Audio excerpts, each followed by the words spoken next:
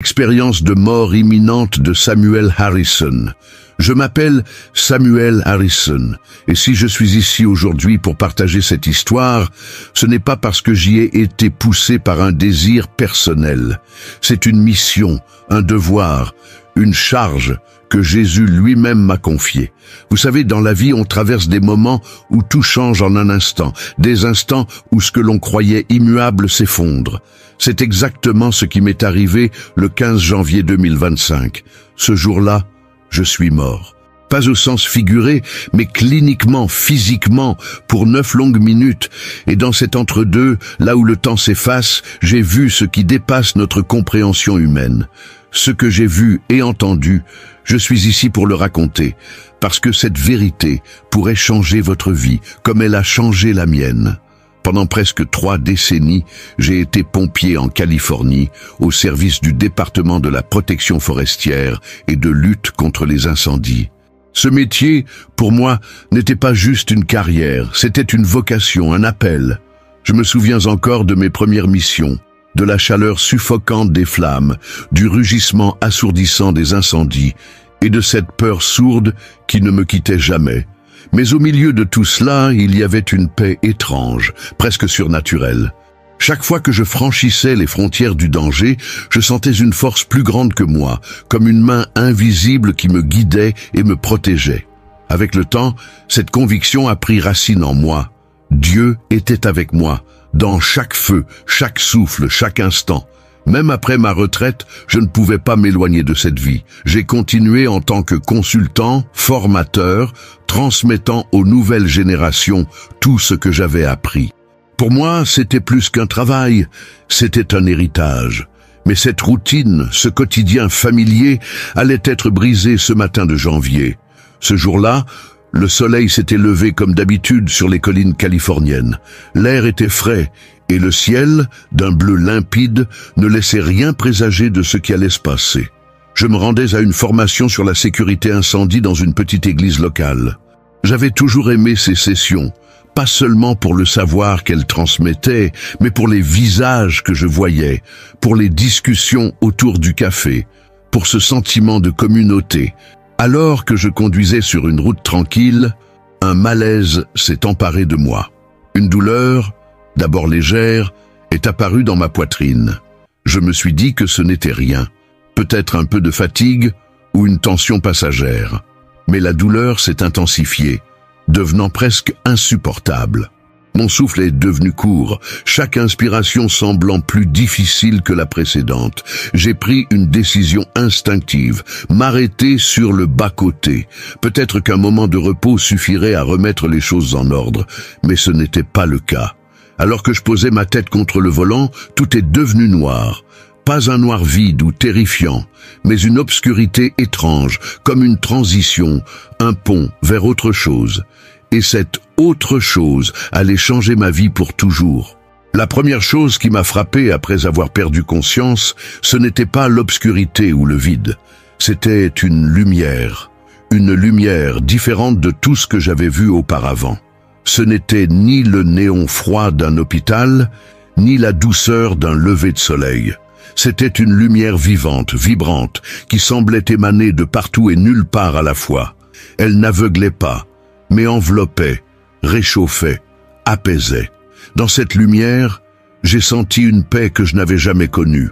Toutes mes inquiétudes, mes peurs, mes regrets semblaient s'évaporer. C'était comme si tout ce qui pesait sur mon âme depuis des années s'effondrait en un instant. J'ai alors pris conscience que je pouvais voir mon propre corps, en bas, dans le camion. Des gens s'étaient rassemblés autour. Certains tentaient de m'aider, d'autres appelaient probablement des secours. Mais ce corps, qui avait été mon refuge, mon outil, mon identité pendant 62 ans, ne semblait plus m'appartenir. Je n'éprouvais aucune peur, aucun attachement. Je savais que j'étais en train de le quitter, mais cette idée ne m'effrayait pas. Elle me semblait naturelle. Soudain, la scène en bas a commencé à s'effacer, comme une peinture qu'on efface doucement avec un pinceau humide. Et moi je montais, ou plutôt, j'étais attiré. Ce n'était pas un mouvement physique, mais une sensation d'élévation, de transcendance. Chaque instant me rapprochait d'une présence que je ne pouvais pas encore comprendre, mais qui m'appelait avec une douceur irrésistible. Et c'est là que tout a changé. La lumière autour de moi s'est intensifiée, devenant presque palpable, comme si elle voulait m'englober complètement. J'avais l'impression de traverser des couches de réalité, de percer des voiles invisibles pour atteindre quelque chose de plus grand, de plus vrai. À chaque passage, je sentais une vérité s'imprimer en moi, une vérité que les mots humains ne pourraient jamais complètement capturer. Je me trouvais alors face à une présence. Cette présence, je la connaissais sans jamais l'avoir vue. Jésus-Christ. Son apparition n'était pas comme dans les images ou les statues que l'on voit sur terre. Il était à la fois immense et intime, majestueux et proche. Son regard, il est impossible de décrire son regard. C'était comme si ses yeux contenaient l'univers tout entier, chaque étoile, chaque planète, chaque vie. Et pourtant, quand il m'a regardé, j'ai senti que j'étais le centre de son attention, comme si, à cet instant, j'étais la seule âme dans l'immensité de sa création. Jésus m'a parlé, pas avec des mots audibles, mais avec des pensées, des impressions qui pénétraient directement dans mon esprit. « Mon enfant », a-t-il dit, « je t'ai amené ici pour te montrer des choses que tu dois partager. Ce que tu vas voir, tu ne dois pas le garder pour toi. Mon peuple doit entendre ce message. Ces mots résonnent encore en moi, et ils marquent le début d'un voyage que je n'aurais jamais imaginé entreprendre. Mais ce que Jésus m'a montré, ce que j'ai vu ensuite, dépasse tout ce que j'avais cru connaître. C'est là que commence véritablement cette histoire. Et croyez-moi, vous ne voulez pas manquer ce qui vient après. Les révélations de Jésus sur les incendies en Californie. Alors que la lumière autour de moi devenait presque tangible, Jésus m'a guidé dans une expérience qui a transcendé tout ce que j'avais imaginé possible. Je n'étais plus simplement un spectateur de ce qui se passait autour de moi. J'étais immergé dans une vérité bien plus grande que tout ce que mes années en tant que pompier avaient pu me révéler. « Regarde », dit Jésus, et en un instant, le paysage changea. Nous étions maintenant au-dessus de la Californie, mais pas seulement la Californie physique que je connaissais. Ce que je voyais était un mélange entre le monde tangible et une dimension spirituelle invisible à l'œil humain. Je voyais les incendies qui dévoraient des collines et les forêts, des flammes voraces qui semblaient insatiables, mais Jésus m'a montré ce qui se cachait derrière ces flammes. Ce n'étaient pas simplement des phénomènes naturels causés par la sécheresse, la chaleur ou les vents. Ces incendies étaient des manifestations physiques d'une corruption spirituelle profonde, enracinée dans les cœurs des hommes et dans leurs choix. Chaque flamme, chaque brasier semblait nourri par quelque chose de sombre, une énergie invisible mais puissante. Ces incendies, dit Jésus, ne sont pas ce qu'ils semblent être. Ils sont les conséquences visibles d'un conflit spirituel qui dure depuis des générations. Ce que tu vois, ce sont les fruits de l'éloignement de mon peuple. À ce moment, il m'a dirigé vers certaines zones particulièrement touchées. J'ai vu des lieux où les flammes étaient les plus intenses, dévorant tout sur leur passage. Mais ce que je vis dans ces zones allait bien au-delà des dégâts physiques. Dans ces flammes, je distinguais des formes, des êtres. Ils n'étaient pas humains, ni même matériels. Ces créatures étaient des ombres mouvantes, tourbillonnant dans le feu comme des serpents de fumée. Leur présence n'était pas visible à l'œil nu, mais dans cette dimension spirituelle, elle était indéniable. Ces entités semblaient se nourrir des flammes, les amplifiant, les rendant presque indomptables. Ce n'étaient pas des démons au sens classique, avec des cornes et des queues, mais des manifestations du mal qui s'étaient enracinées dans le monde spirituel. Jésus, lisant ma confusion et mon effroi, m'a expliqué leur origine. Ces entités ne sont pas apparues par hasard. Elles se nourrissent de l'apathie spirituelle, des mensonges et des péchés qui ont été acceptés et normalisés dans cette région. Chaque fois que mon peuple rejette la vérité pour embrasser le confort, chaque fois qu'il choisit la peur plutôt que la foi, ses forces s'enracinent et grandissent. Il m'a ensuite montré comment ces entités agissaient. Elles ne provoquaient pas directement les incendies, mais elles influençaient les esprits et les cœurs. Elles susurraient des mensonges. Dieu n'est pas réel. Tout ce qui compte, c'est toi. Prends ce que tu peux, avant qu'il ne soit trop tard. » Ces murmures subtils mais incessants poussaient les gens à des actions égoïstes, à des décisions imprudentes, à ignorer les conséquences de leurs choix. Et dans ce climat de division, de peur et de négligence, les conditions parfaites pour les incendies se développaient. « Regarde encore, » dit Jésus, et soudain une lumière brillante attira mon attention. C'était une petite communauté entourée par des collines, une zone où les incendies semblaient vouloir s'arrêter. Alors que je regardais de plus près, je compris pourquoi. Ces lumières représentaient des personnes, des familles, des communautés qui avaient conservé leur foi. Là où ces lumières brillaient, les forces spirituelles sombres semblaient reculer. Les flammes, bien que toujours présentes, n'avaient pas le même pouvoir destructeur. Ces lumières étaient celles de la foi vivante. Jésus m'a montré des gens priant ensemble, soutenant leurs voisins, vivant avec une véritable dépendance à Dieu. « Tu vois, dit-il, là où mon peuple me cherche de tout son cœur, le mal ne peut prospérer. Ces incendies sont une conséquence de l'abandon spirituel. Mais là où il y a repentance et foi, la lumière brise l'obscurité. » Il m'a ensuite montré un contraste frappant. Dans certaines zones où les gens avaient totalement rejeté Dieu, les flammes semblaient inarrêtables, dévorant tout sur leur passage. Les entités sombres y dansaient librement, comme si elles étaient maîtresses du terrain.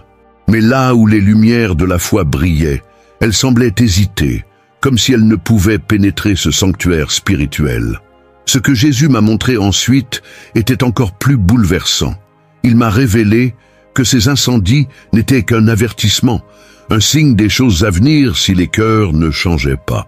Je voyais des visions de ce qui pourrait arriver si cette apathie spirituelle persistait, des incendies plus grands, des catastrophes qui ne pouvaient être contenues, des sociétés s'effondrant sous le poids de leur propre corruption. Mais il m'a aussi montré une autre vision, celle d'un renouveau, d'un retour à la foi véritable, où les communautés seraient restaurées, où les forces obscures seraient repoussées, et où la lumière de Dieu brillerait à nouveau. « Dis-leur » dit Jésus avec une urgence que je n'oublierai jamais. Dis-leur que ces incendies ne sont pas seulement des désastres naturels. Ils sont un appel, un cri d'alarme. Mon peuple doit revenir à moi, non pas avec des rituels vides, mais avec des cœurs sincères. Ils doivent comprendre que ce combat ne peut être gagné par des moyens humains. La technologie, les programmes gouvernementaux et même les efforts héroïques des pompiers ne suffiront pas. Ce n'est qu'en se tournant vers moi qu'ils trouveront la solution. Alors que ces paroles résonnaient en moi, je sentais une intensité croissante dans cette vision. Ce n'était pas seulement une révélation pour moi, c'était un message pour tous ceux qui accepteraient de l'entendre. Ce que Jésus m'a montré allait bien au-delà des flammes visibles. C'était une guerre spirituelle, un combat pour les âmes, et il était clair que le temps pressait. À cet instant, j'ai ressenti un mélange d'émerveillement et de terreur. Comment transmettre un message aussi lourd, aussi vital? Mais Jésus, dans sa sagesse et son amour infini, m'a rassuré. Je serai avec toi. Parle avec courage et vérité.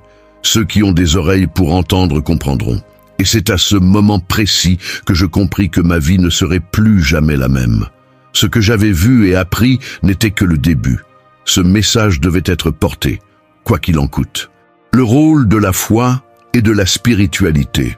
Alors que je continuais à observer les flammes ravager les terres californiennes, Jésus m'a montré une vérité que je n'avais jamais pleinement comprise auparavant. La foi n'est pas seulement un choix personnel ou un refuge spirituel, elle est une force active, vivante, capable d'influencer le monde physique et spirituel de manière profonde. Ce que je voyais n'était pas uniquement un combat contre des incendies naturels ou des entités spirituelles obscures.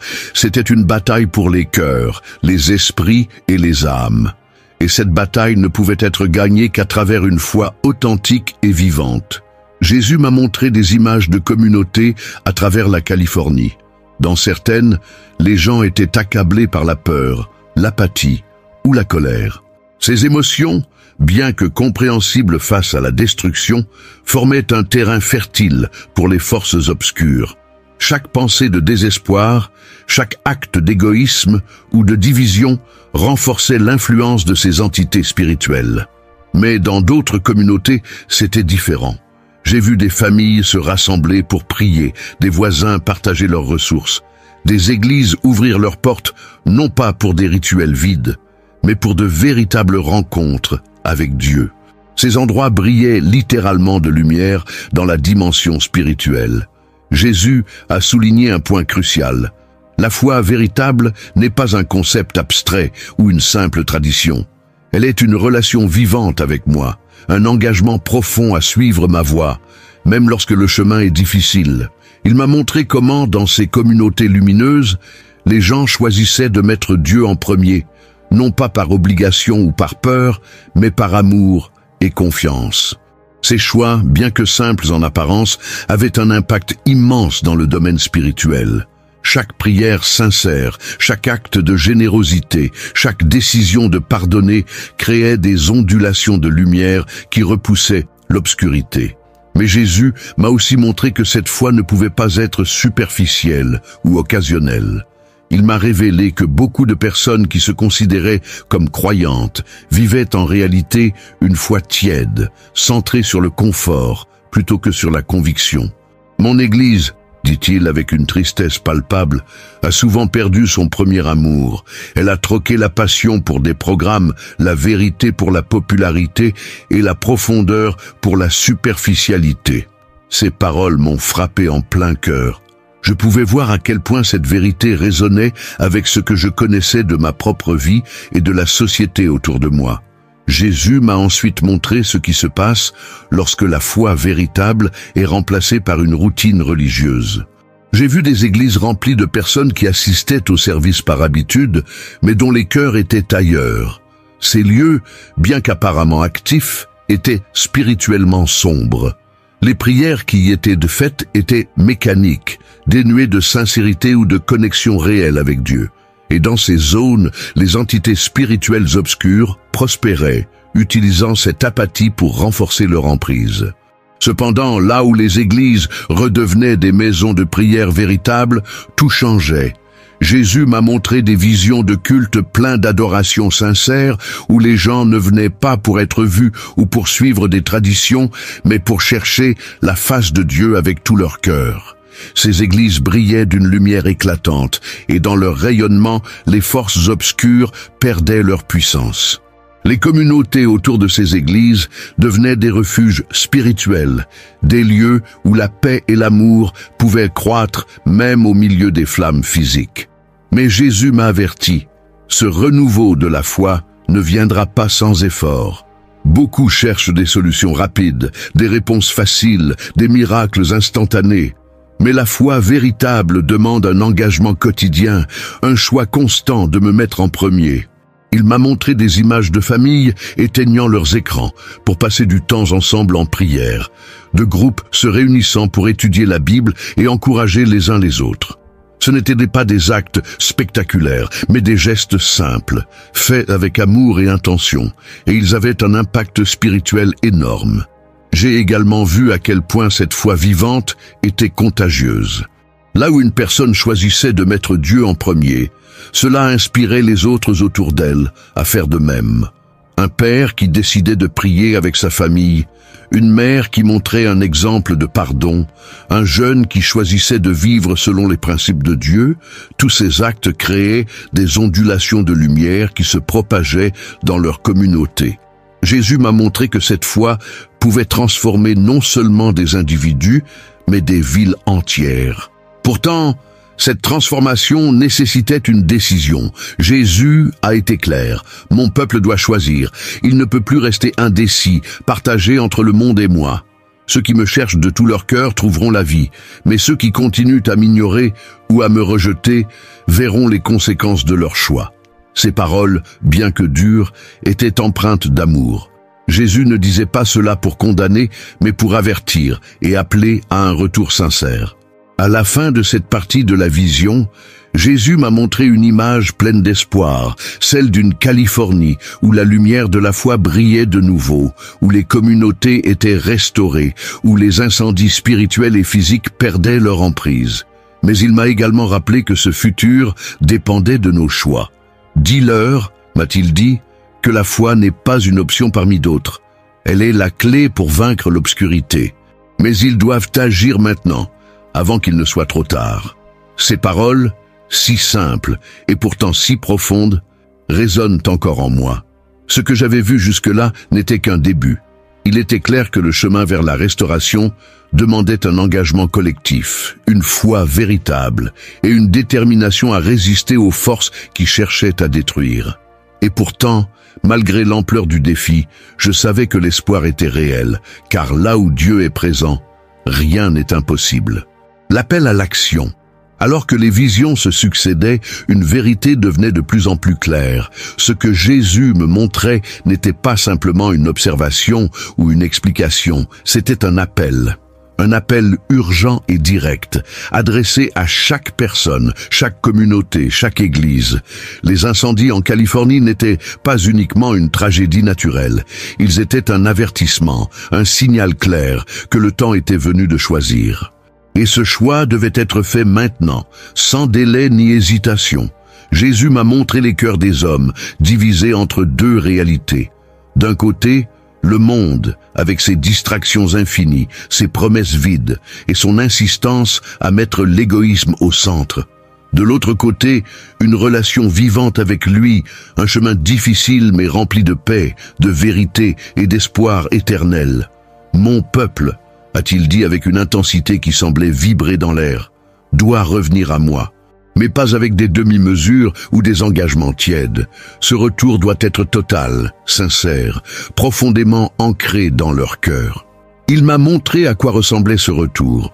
Ce n'était pas simplement une question de fréquenter une église ou de réciter des prières mécaniques. C'était un changement de perspective, une transformation de chaque aspect de la vie.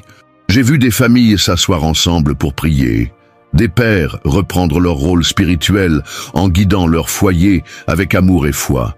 Des jeunes choisir de suivre des valeurs divines plutôt que les tendances éphémères de la culture moderne. Ces actes, bien que simples, illuminaient la dimension spirituelle d'une lumière éclatante.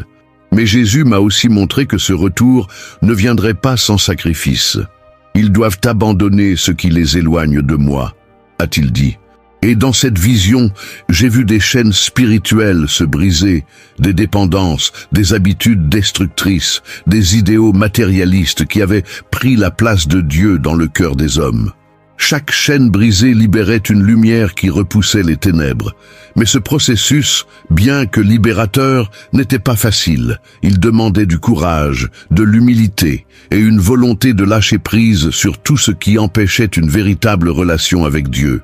Jésus m'a ensuite dirigé vers les églises. Là encore, il ne parlait pas d'institutions physiques, mais des communautés de croyants. Il m'a montré des lieux autrefois remplis de vie spirituelle, mais qui étaient maintenant devenus des coquilles vides.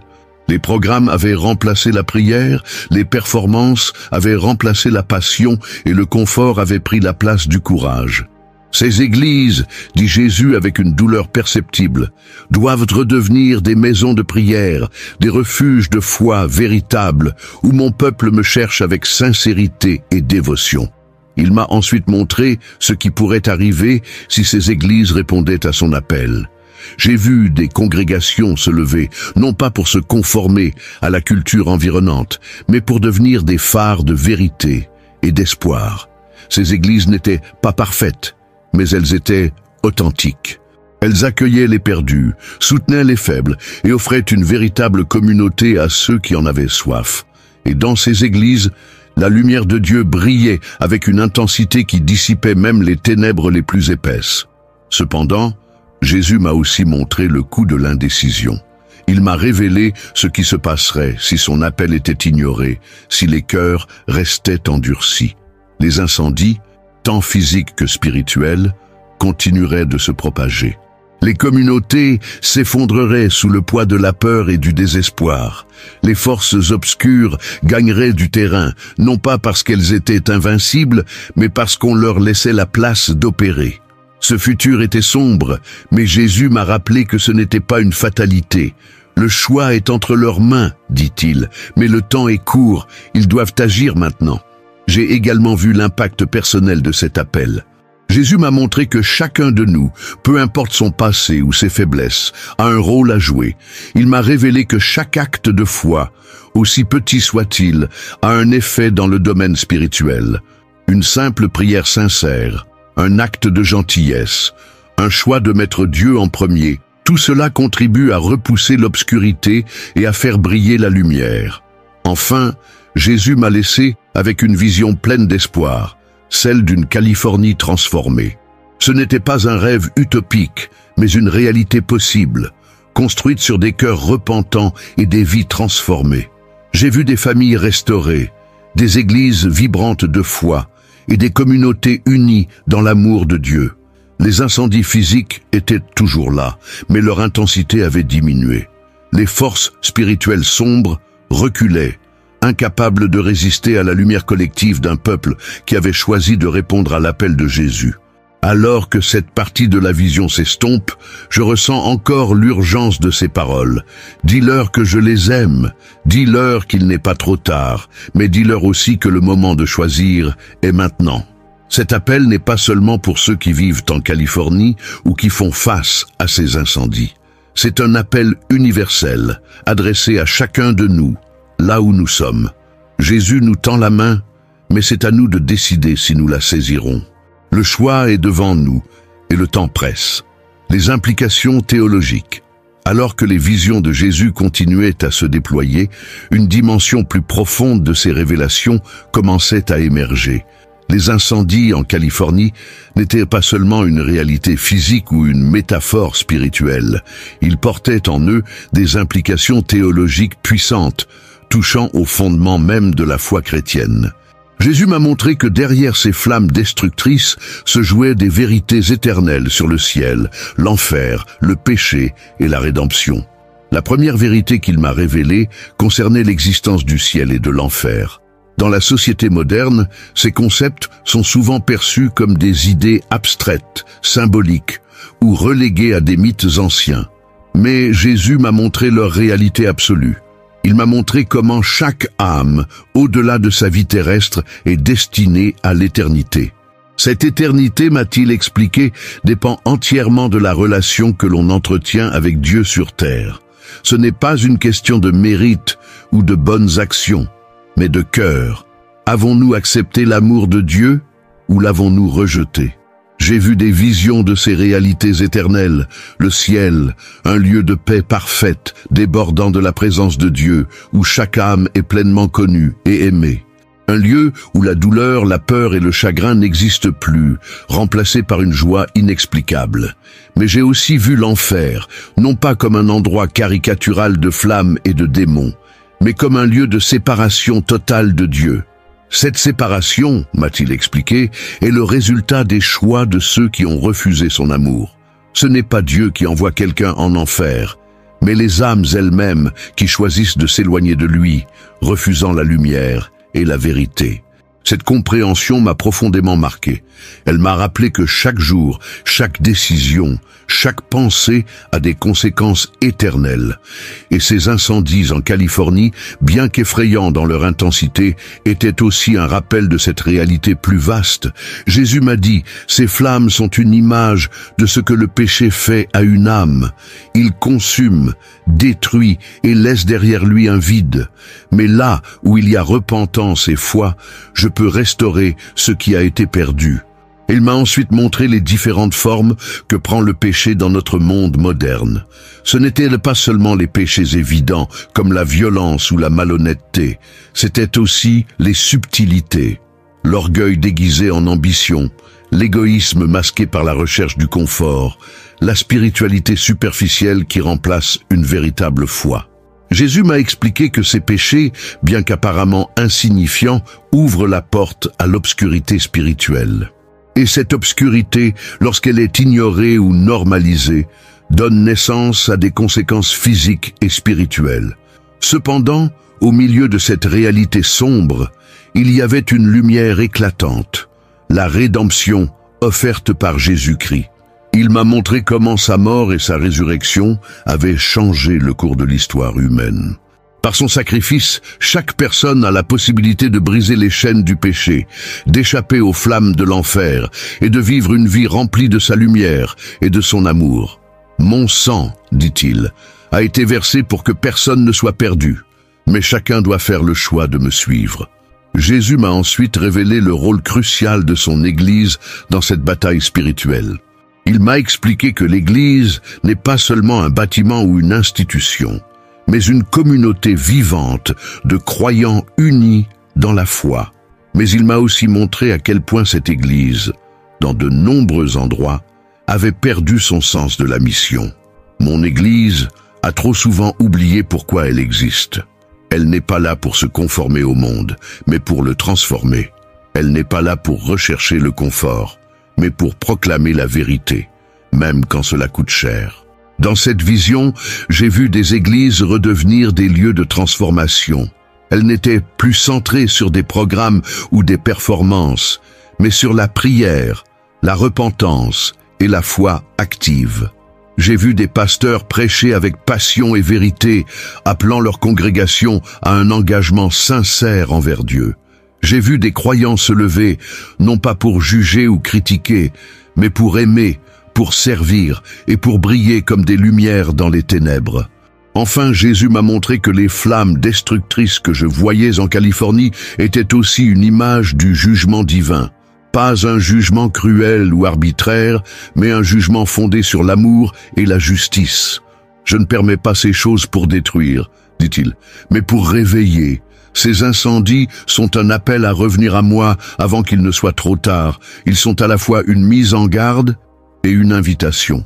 Ce message, bien que sévère, était imprégné d'une profonde compassion. Jésus ne veut perdre personne, mais il a aussi souligné que le temps de l'indécision touche à sa fin. Chaque jour qui passe est une opportunité de se tourner vers lui, mais cette opportunité ne durera pas indéfiniment.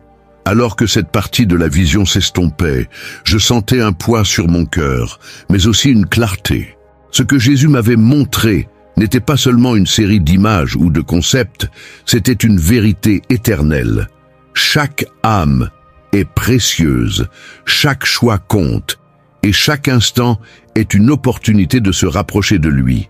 Mais cette vérité exigeait une réponse, et c'est cette réponse collective et individuelle qui déterminerait l'avenir de non seulement la Californie, mais de bien d'autres communautés à travers le monde. Les implications sociales. Alors que Jésus continuait de me révéler les réalités spirituelles derrière les incendies en Californie, une autre dimension de ses enseignements est apparue, les implications sociales profondes de cette crise. Ce que je voyais ne concernait pas seulement des individus ou des choix personnels, mais aussi la manière dont nos sociétés modernes fonctionnent. Jésus m'a montré comment le déclin spirituel, l'apathie collective et la perte des valeurs fondées sur sa vérité avaient conduit à une désintégration sociale visible, amplifiant les conséquences physiques des incendies. Il m'a d'abord montré l'impact des choix individuels sur les communautés. Chaque décision, même petite, a un effet d'entraînement. Une personne qui choisit d'ignorer Dieu, de rejeter la vérité ou de prioriser ses propres désirs contribue à un climat spirituel qui affecte toute la société. Mais Jésus m'a aussi montré l'inverse. Lorsque quelqu'un décide de vivre selon sa foi, avec authenticité et amour, cela crée une lumière qui rayonne bien au-delà de sa propre vie. Chaque acte de foi sincère, dit-il, renforce les liens invisibles qui maintiennent une communauté unie et protégée.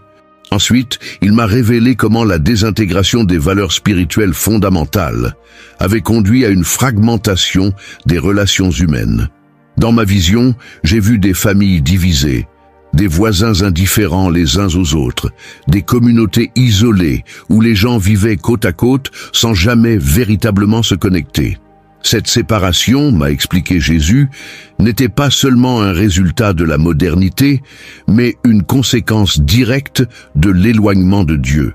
Là où il manque une base spirituelle solide, les liens sociaux se brisent, laissant place à l'égoïsme, à la méfiance et à l'isolement. Jésus m'a ensuite dirigé vers l'Église, non pas en tant qu'institution, mais en tant que corps spirituel censé jouer un rôle central dans la restauration des communautés. Il m'a montré des églises autrefois vivantes et vibrantes, mais qui, avec le temps, étaient devenues des lieux de routine sans véritable impact. Mon église, dit-il avec tristesse, a souvent perdu son rôle de phare. Elle doit redevenir une force de transformation sociale, une lumière dans les ténèbres. Dans cette vision, j'ai vu des églises ouvrir leurs portes à ceux qui étaient dans le besoin, pas seulement pour offrir une aide matérielle, mais pour fournir un soutien spirituel, émotionnel et communautaire. J'ai vu des pasteurs prêcher non pas pour plaire ou pour maintenir le statu quo, mais pour appeler à une foi authentique, même si cela signifiait aller à contre-courant. Jésus m'a également montré le rôle crucial de la prière et du jeûne dans cette restauration sociale. Dans ma vision, j'ai vu des groupes de croyants se rassembler pour prier ensemble, non pas pour des requêtes personnelles, mais pour leur communauté, leur ville, leur nation. Ces prières collectives, bien que simples, avaient un impact énorme dans le domaine spirituel. Elles formaient une barrière invisible contre les forces des ténèbres, renforçant les liens sociaux et inspirant l'amour et la compassion parmi les participants. Mais Jésus m'a aussi montré le défi de cet appel. Beaucoup, m'a-t-il dit, seraient réticents à changer, attachés à leur confort ou aveuglés par l'idée que leur vie personnelle n'a pas d'impact sur le monde. Ils doivent comprendre, dit-il, que le changement commence par un cœur transformé. Ce n'est pas une question de grandes actions publiques, mais de petits choix quotidiens faits avec amour et foi. Il m'a montré des images de familles décidant de passer du temps ensemble, d'aider leurs voisins, de choisir la vérité plutôt que les compromis. Ces petits actes, répétés sur des milliers de foyers, créaient une transformation visible dans les communautés. Jésus m'a aussi révélé que cette restauration sociale n'était pas limitée à la Californie ou aux zones touchées par les incendies. Ce qu'il montrait était une vérité universelle. Là où les gens choisissent de vivre selon ces principes, la société tout entière bénéficie de paix, de justice et d'amour. Dans ma vision, j'ai vu des écoles redevenir des lieux d'apprentissage et de croissance morale, des quartiers autrefois marqués par la violence devenir des havres de paix, des villes unies dans un but commun. Ces transformations, bien qu'ancrées dans des choix individuels, avaient des répercussions collectives. Mais Jésus m'a averti que cette restauration n'était pas garantie. Si mon peuple ne répond pas à cet appel, dit-il, les forces qui divisent continueront de croître et les flammes, tant spirituelles que physiques, se propageront sans retenue. Il m'a montré des images sombres de ce qui arriverait si l'appel était ignoré. Des communautés détruites par le désespoir, des divisions grandissantes et une société où l'égoïsme et la peur remplaceraient l'amour et la foi. Ces visions étaient terrifiantes, mais elles étaient aussi un avertissement clair que le choix restait entre nos mains. Enfin, Jésus m'a montré une lueur d'espoir. Mon peuple a le pouvoir de changer cette réalité, dit-il. Si même une petite partie de mes enfants se lève, choisit la foi et agit avec amour, cela suffira pour commencer un renouveau. Mais ils doivent agir maintenant. Dans cette vision, j'ai vu des groupes se former, des églises se rallier et des familles s'unir pour reconstruire non seulement leur maison physique, mais aussi les fondations spirituelles de leur vie. Ce renouveau, bien qu'exigeant, était une réponse claire et puissante à la désintégration sociale. Alors que cette partie de la vision s'estompait, je comprenais que ce que Jésus demandait n'était pas une solution rapide ou facile, mais un retour aux fondamentaux de la foi et de la communauté. C'était un appel à agir, à aimer, à se connecter les uns aux autres d'une manière qui reflète sa lumière. Et bien que le chemin soit difficile, l'espoir qu'il offrait était plus fort que toute obscurité. Critique et débat. Alors que je revenais lentement à la conscience après ces visions, une vérité troublante s'est imposée à moi. Tout le monde n'allait pas accueillir ce message avec enthousiasme ou foi. Jésus m'avait montré que, malgré l'urgence et l'importance de cet appel, beaucoup choisiraient de le rejeter, de le ridiculiser ou de l'ignorer. Cette réalité, bien que douloureuse, faisait partie de la nature humaine. Mais elle n'enlevait rien à l'obligation que j'avais de partager ce que j'avais vu. La première critique évidente serait celle de la crédibilité. Dans une époque où la science et la raison dominent les discours, Parler de vision divine, d'entité spirituelle et d'un appel à la repentance peut sembler naïf, voire déraisonnable. Je voyais déjà les questions se profiler. Comment peut-on prouver que tout cela est réel? N'est-ce pas simplement une hallucination due à un traumatisme physique? Ces doutes sont compréhensibles, car beaucoup ont été conditionnés à ne croire que ce qu'ils peuvent voir, toucher ou mesurer. Mais Jésus m'a montré que la vérité spirituelle n'est pas limitée par nos outils humains. Elle transcende ce que l'on peut prouver dans un laboratoire ou expliquer avec des équations. J'ai vu que certains qualifieraient ce message d'extrémiste ou de manipulateur, prétendant qu'il s'agit d'une tentative pour semer la peur ou pour imposer une religion. Mais ce que Jésus m'a révélé était tout le contraire. Ce message n'est pas un cri de condamnation, mais un appel à l'amour, à la réconciliation et à la restauration. Ceux qui cherchent à voir au-delà des apparences comprendront que cet avertissement est un acte de grâce, une invitation à éviter des conséquences bien plus graves. Une autre critique viendrait des cercles religieux eux-mêmes. Dans ma vision, j'ai vu des membres de certaines églises rejeter ce message, non pas parce qu'il n'était pas vrai, mais parce qu'il dérangeait.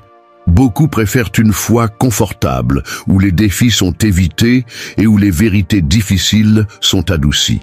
Jésus m'a montré que certaines églises, bien qu'apparentes dans leur activité, avaient perdu leur essence. Elles pouvaient rejeter ce message parce qu'il exigeait un retour à une foi véritable, dépouillée des compromis culturels et des distractions modernes. Pourtant, il m'a rassuré.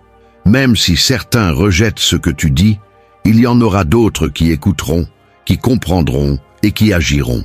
Une question fréquemment soulevée concernerait l'interprétation des incendies eux-mêmes. Beaucoup voudraient réduire ces événements à des phénomènes naturels, expliquant leur intensité par le changement climatique, la mauvaise gestion des forêts ou d'autres facteurs humains. Bien que ces explications aient leur part de vérité, Jésus m'a montré que ces incendies sont aussi une manifestation physique d'une réalité spirituelle. Il ne s'agit pas de nier les causes naturelles, mais de reconnaître que ces événements reflètent une lutte plus profonde, une bataille pour les âmes et les cœurs. Ceux qui veulent voir au-delà de la surface comprendront cette dualité. Enfin, Jésus m'a montré que certains débats viendraient de ceux qui, bien couverts à la spiritualité, rejettent l'idée d'un jugement divin. Dans une culture où l'accent est souvent mis sur la tolérance et l'acceptation, parler de jugement peut sembler dur ou démodé. Mais Jésus m'a rappelé que son jugement est toujours motivé par l'amour et la justice. Il m'a montré que ces incendies ne sont pas une punition arbitraire, mais une opportunité pour les hommes de se détourner de leur chemin destructeur et de revenir à lui. Mon jugement n'est pas une condamnation, dit-il, mais une correction, une invitation à la vie avant qu'il ne soit trop tard. Cependant, au milieu de toutes ces critiques et débats, Jésus m'a montré un autre groupe de personnes. Ceux-ci écouteraient. Ils ne chercheraient pas à débattre ou à rejeter, mais à comprendre. Ces personnes, bien qu'hésitantes au début, verraient la vérité dans ce message et seraient touchées au plus profond de leur âme. Elles choisiraient de répondre à l'appel, non pas par peur, mais par amour et par une conviction sincère. Ces personnes deviendraient des points de lumière dans leur communauté, des porteurs du message de Jésus, capables d'inspirer et de guider les autres. Jésus m'a aussi montré que les discussions et les critiques autour de ce message joueraient un rôle important. Même ceux qui s'opposent ou remettent en question ce que je partage contribueront à attirer l'attention sur la réalité spirituelle derrière ces événements. N'aie pas peur des débats, m'a-t-il dit. Ceux qui cherchent sincèrement trouveront la vérité, même au milieu du bruit et des doutes. À la fin de cette vision, une pensée m'a profondément marqué. Ce message n'est pas destiné à convaincre tout le monde, mais à toucher ceux qui sont prêts à entendre. Jésus m'a rappelé que le rôle du messager n'est pas de forcer la croyance, mais de transmettre la vérité avec fidélité et amour. Parle avec courage, dit-il, et laisse-moi agir dans les cœurs. Ces paroles m'ont donné une paix profonde. Peu importe les critiques ou les débats, ce message devait être partagé, car il portait en lui une vérité qui pouvait transformer des vies et des communautés. Le légat de Samuel Harrison. Alors que ma vision touchait à sa fin, Jésus m'a laissé un dernier message, empreint d'une profondeur et d'une urgence qui résonnent encore en moi. Ce que tu as vu n'est pas pour toi seul, m'a-t-il dit avec une voix remplie d'amour et de gravité. C'est un message pour tous ceux qui ont des oreilles pour entendre.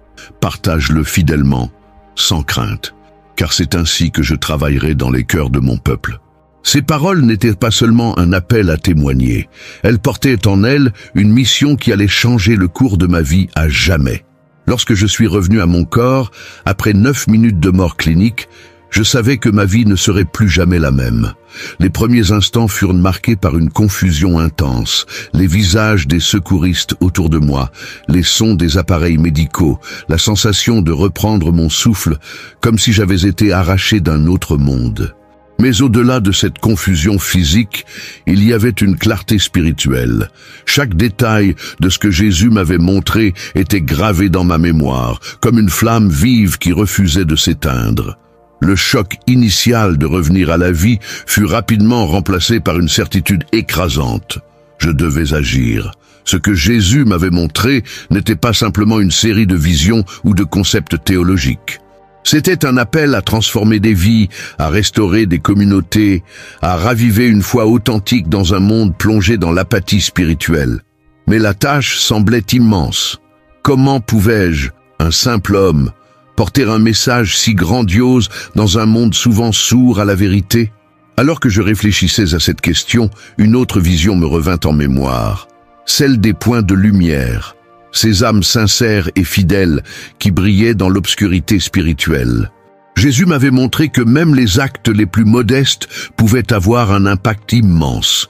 Une prière, un témoignage, un acte de bonté, tout cela contribuait à repousser les ténèbres. Ce n'était pas ma force ou ma sagesse qui importait, mais mon obéissance à son appel. Dans les jours qui suivirent, je partageais mon expérience avec ma famille, mes amis, et plus tard, avec des communautés entières. Les réactions furent variées. Certains furent profondément touchés, les larmes aux yeux, reconnaissant dans mon récit un écho de leur propre lutte spirituelle. D'autres étaient sceptiques, cherchant des explications rationnelles ou rejetant simplement l'idée de quelque chose de si surnaturel. Mais à chaque témoignage, je sentais que le message faisait son chemin. Jésus m'avait rappelé que ce n'était pas à moi de convaincre, mais de semer les graines. Le reste appartenait à Dieu. Avec le temps, ce message a commencé à avoir un impact visible.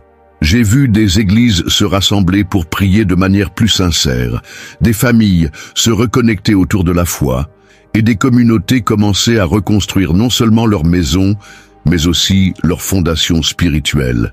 Ces transformations étaient souvent modestes, presque invisibles au premier regard, mais leur effet cumulatif était puissant. Là où la foi prenait racine, la lumière commençait à briller et l'obscurité spirituelle reculait. Mais Jésus m'a également rappelé que cette mission ne serait pas facile.